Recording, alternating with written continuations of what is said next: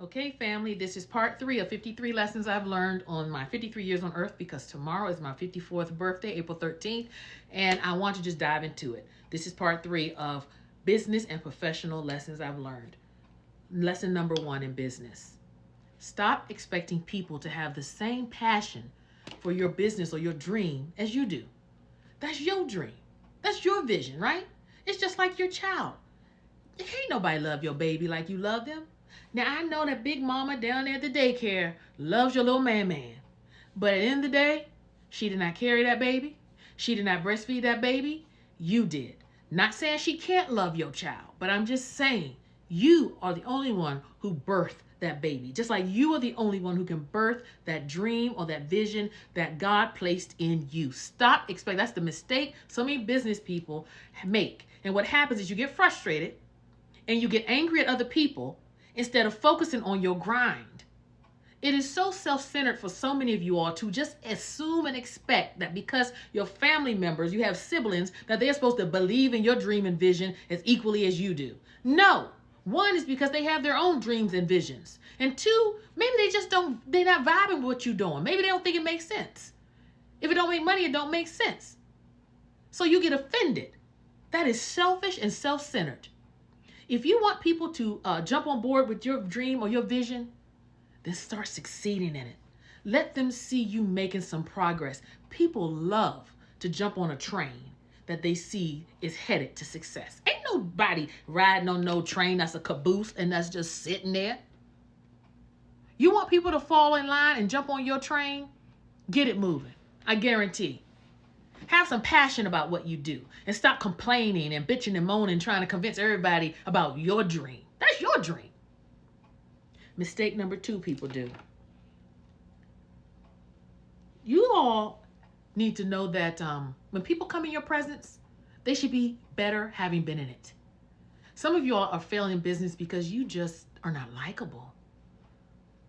Your attitude is vile. You don't care about people. And the thing is, the higher you go up in business, people are looking for more than just rainmakers who can make money. They want life connections. They want people who care. You know why? Companies, corporations, CEOs, they don't want to just hire just the rainmaker, because the rainmaker would do any and everything just to get the money, even cut off their own boss. But they want that person who, yes, can be a rainmaker, but more so has some humanity and loves and cares for humanity.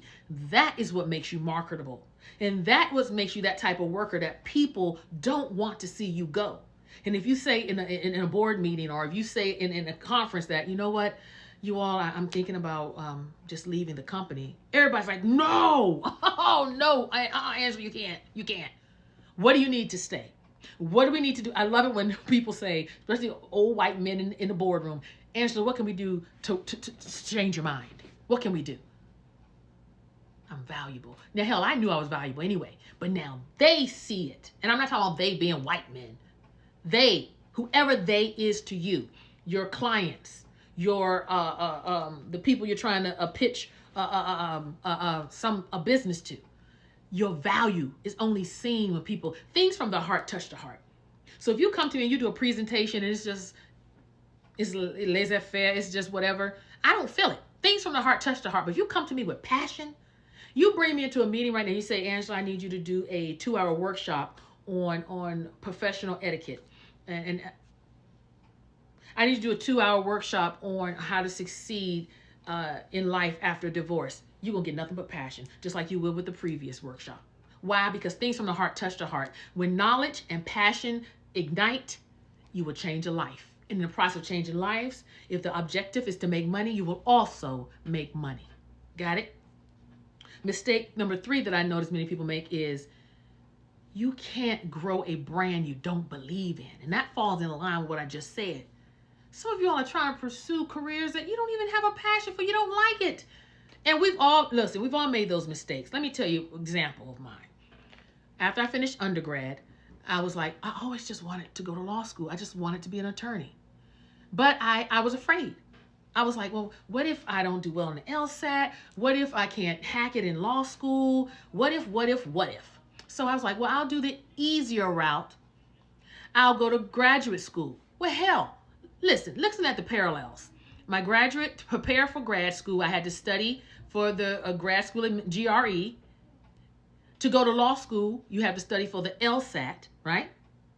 Once you get into grad school, my graduate program was a 3-year program. Guess what? Law school, 3-year program. I could have just done what my dream was all along. But I didn't. And the same for some of you all. You cannot stay in a career you do not have a passion for. Because one, you may excel in it, but you won't be happy.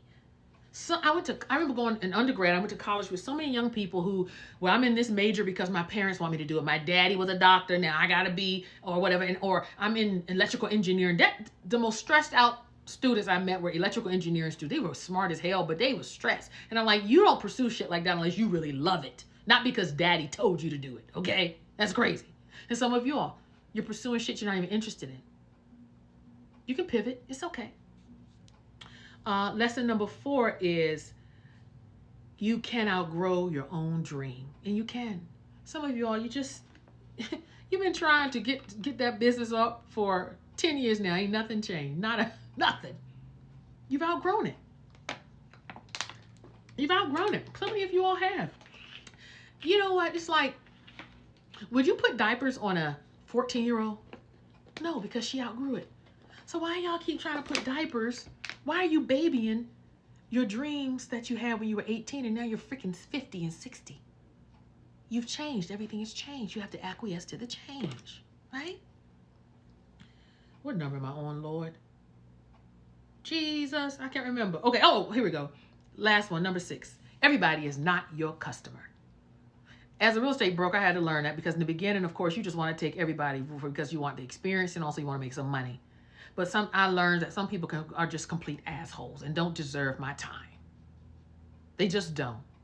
So you do not have to just take on everybody's not your people, right? Everybody's not your people. Last one. This is very important.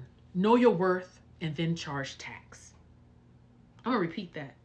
When I wrote it, I was like, oh, Angela, you a smart son of a gun. Know your worth and then charge tax. It is so offensive when I sit and do a listing appointment with a client, a customer. They're not my client yet. And they start hemming and hawing, talking about, well, you know, your commission. Let's throw out a number. Let's say my commission is 3.5%. And I've had this happen. And one lady was like, well, can I give you 1.5%? What, bitch? You want to drop my commission by 2%? Let me ask you this. I say, if you had cancer, would you want a top-notch oncologist, one of the top in his field, or do you want one of his interns that's still in school at Forsyth Medical? No, bitch, you dying. You want the best. I'm not saying you can't do discounts for people because you should sometimes. But it's okay to walk away, y'all. It's okay to walk away from a deal. It is an insult. Let me give another example. My friend has a Rolex, and I was like, girl, she's going to say, Angela, I want to sell it. I said, let me put it on Facebook Marketplace. She said, Angela, I don't want anything less than $5,300. I said, fine, say less. Put it on there. Do you know how many people have hit me back time? I'll give you $2,300. That's an insult. One night, I was so mad. I had time on my hands. I cussed that dude out from head to toe. Don't you do no shit like that. This is a Rolex, and with the papers. Then I've had people offer car. Well, can you do a trade? No, it says $5,300. But that's what people do you in life. You got to know your worth in business. I'm not saying don't acquiesce sometimes and give people a discount, but people will treat you based on how you value yourself. Okay? So those are my last 7. Not last, but in this section, part 3. I have part 4 through 6 coming later. But again, it's my birthday. It's my birthday weekend. So, hey, bless the sister. Here's my Venmo, right? And there's my buy me a coffee.